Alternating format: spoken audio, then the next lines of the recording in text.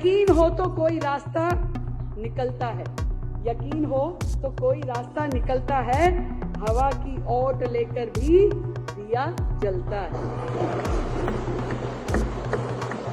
2023-24 का बजट था जो कि सबसे अधिक था, वो था 78,800 करोड़ रुपए। कागजों पे था, हुआ कुछ नहीं था, कागजों पे था पर था। बड़े गर्व के साथ मैं आज इस सदन के समक्ष बताना चाहती हूँ कि इस बार का दिल्ली सरकार का बजट ऐतिहासिक है। 1 लाख करोड़ रुपए का प्रस्तावित किया गया है। 1 लाख करोड़ रुपए का बजट प्रस्तावित किया गया है। 1 लाख करोड़ रुपए का बजट।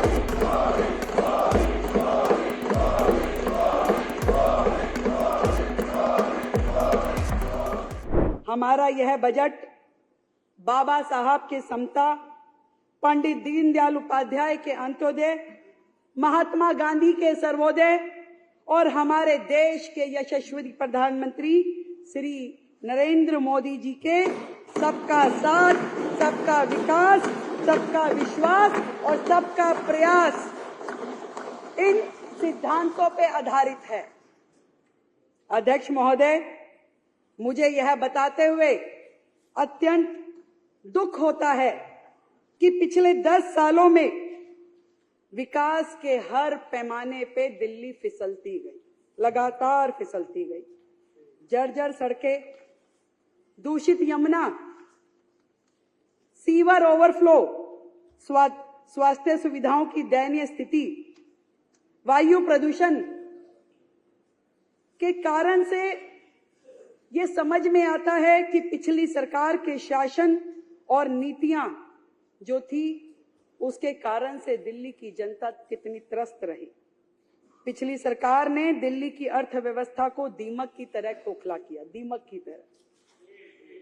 और दिल्ली जल बोर्ड घाटे में, डीटीसी घाटे में, दलितों के उत्थान के लिए बनाया गया कॉर्पोरेशन घाटे में, झुग्गी के विकास के लिए काम करने वाला ड्यूसिप पूरी तरह ठप, गंदा पानी, बहता सीवर, ये दिल्ली की पहचान बन चुकी थी।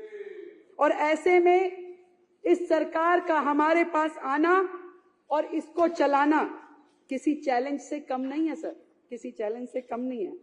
फिर भी मैं इन 2 लाइनों के माध्यम से सरकार की मंशा आपको बताना चाहती हूं कि यकीन हो तो कोई रास्ता निकलता है, यकीन हो तो कोई रास्ता निकलता है, हवा की ओट लेकर भी दिया जलता है।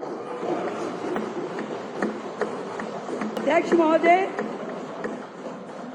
मैं आपके माध्यम से पूरी दिल्ली की जनता को यह बताना चाहती हूं कि पिछली सरकार के राज्य में, आज तक की सरकारों के राज्य में 2023-24 का बजट था जो कि सबसे अधिक था, वो था 78,800 करोड़ रुपए।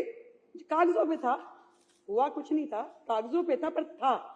पहली बार दिल्ली के इतिहास में ऐसा हुआ कि जब 2024-25 का बजट आया तो वो घट करके 2800 करोड़ रुपए घट करके मात्र 76,000 करोड़ रह गया, जो किसी भी राज्य के इतिहास में, दिल्ली के इतिहास में सबसे बुरी स्थिति थी, घट करके 76,000 करोड़। परंतु बड़े गर्व के साथ मैं आज इस सदन के समक्ष बताना चाहती हूं कि इस बार का दिल्ली सरकार का बजट ऐतिहासिक है। 1 लाख करोड़ रुपए का प्रस्तावित किया गया है। 1 लाख करोड़ रुपए का बजट प्रस्तावित किया गया है। 1 लाख करोड़ रुपए का बजट।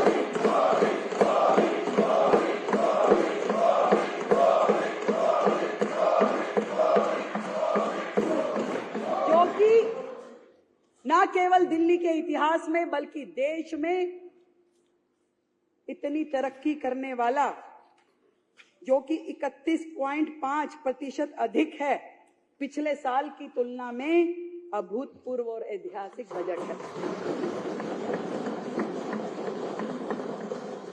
अध्यक्ष महोदय, जहां साल दर साल बजट बढ़ने की बजाय घटा, जहां जीडीपी की दर पूरे देश की तुलना में कम रही, राष्ट्रीय स्तर की अपेक्षा दिल्ली की प्रति व्यक्ति आय की जो गति पूरे देश में है उससे कम गति से बढ़ी। इससे यह स्पष्ट है कि पिछली सरकार में ना तो क्षमता थी कि वो राजस्व बढ़ा सके और ना ही इच्छा शक्ति थी कि विकास कार्यों पे ईमानदारी से खर्चा कर सके। ये स्थिति थी पिछली सरकारों की। और दिल्ली की वर्तमान स्थिति में ये स्पष्ट दिखाई देता है कि बुनियादी ढांचा और नागरिक सुविधाएं पूरी तरीके से ध्वस्त है। यही नहीं, ये आंकड़े पूरे तरीके से फाइनेंशियल मिसमैनेजमेंट का स्पष्ट परिणाम है। स्पष्ट कि किस तरीके से दिल्ली की जनता को धोखा दिया गया। यहां यह कहना भी उचित होगा कि सरकारी आय इसलिए घटी क्योंकि जो राजस्व सरकार को मिलना चाहिए था वह शराब माफिया, जल बोर्ड, पीडब्ल्यूडी के ठेकेदारों के माध्यम से पिछली सरकार से जुड़े हुए संबंधित लोगों को मिल रहा था, सरकार के खजाने में नहीं आ रहा था। इसलिए दिल्ली पिछड़ती गई। पर अब भ्रष्टाचार, कुप्रबंधन एवं अक्षमता के दिन, आपदा सरकार के दिन चले गए। हमारे 1 लाख करोड़ रुपए के ऐतिहासिक बजट में किए जाने वाले कैपिटल एक्सपेंडिचर, अध्यक्ष महोदय, उनको दुगनी बढ़ोतरी दी गई है, दुगनी डबल कर दिए गए हैं, जो कि पिछले बजट के इतिहास में पिछली बार 15,089.25 लगभग करोड़ की तुलना में इस बार 28,000 करोड़ रुपए का कैपिटल एक्सपेंडिचर दिया गया है।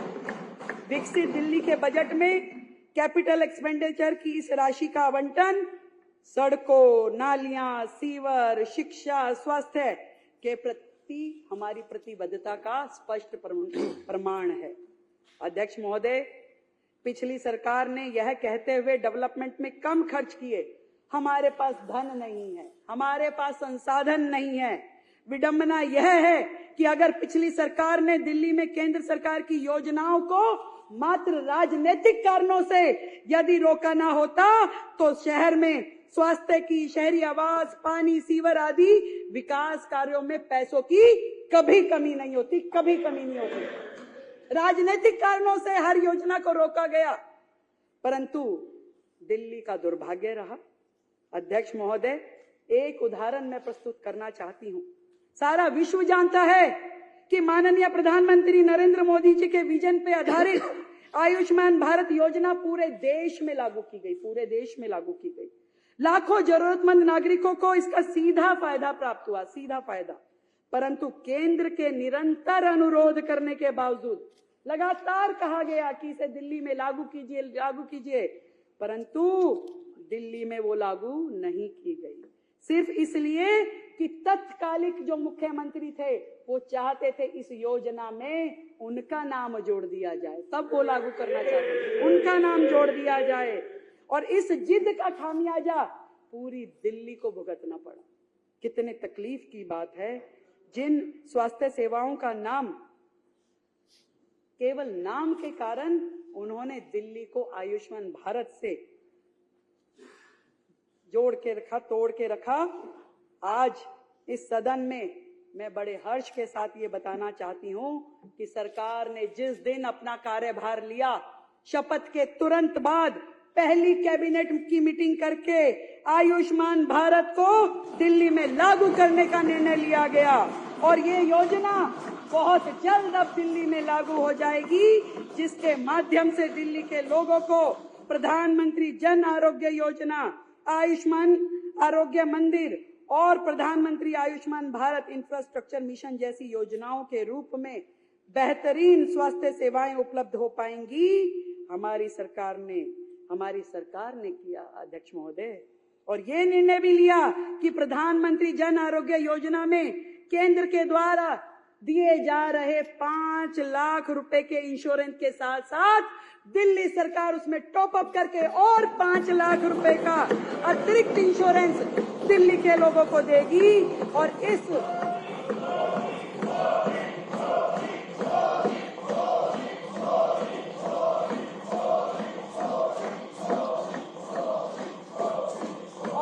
तरीके से दिल्ली की जनता को अब 10 लाख रुपए का इंश्योरेंस मिल पाएगा और जिसके लिए हमने लगभग 2144 करोड़ रुपए आवंटित करने का प्रस्ताव किया।